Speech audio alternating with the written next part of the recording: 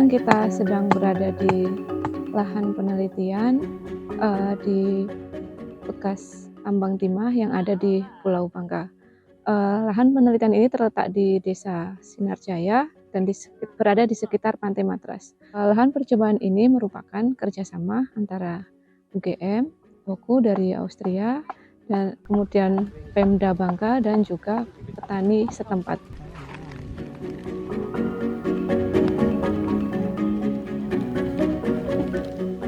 Penelitian ini sudah berjalan sejak tahun 2018 sampai dengan sekarang. Dan di lahan ini, di lahan percobaan ini, kita menggunakan beberapa perlakuan yang dimana lahan ini akan digunakan untuk lahan pertanian sebagai salah satu bentuk usaha untuk pemanfaatan lahan bekas tambang timah.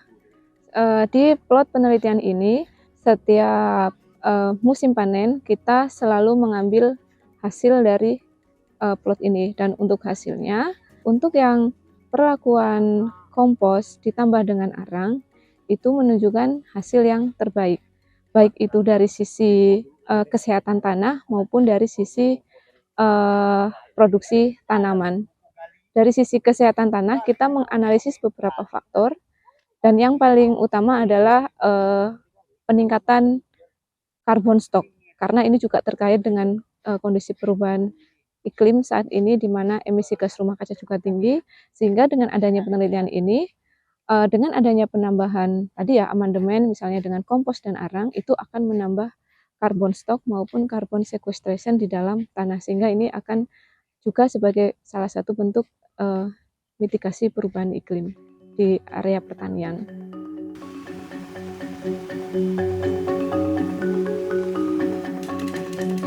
Jadi lahan pasca atau bekas tambang timah itu kan sebenarnya ada dua macam. Ada yang limbah tiling yang sebagian besar merupakan quartz, ada juga limbah yang berupa kaolin, dan satu lagi ada yang ditinggalkan adalah kolam. Dan di lahan ini kita memanfaatkan limbah pembuangan tiling. Jadi yang kita gunakan adalah tiling atau yang sebagian besar merupakan quartz, sehingga tekstur tanahnya didominasi oleh tekstur pasiran. Tanah ini bisa digunakan untuk lahan pertanian, namun diperlukan adanya adopsi teknologi untuk meningkatkan kondisi, terutama kondisi kesuburan tanah, sehingga tanaman dapat berproduksi secara maksimal. Selain itu, pemilihan spesies tanaman yang akan ditanam di lahan bekas tambang timah ini juga menjadi salah satu faktor penting.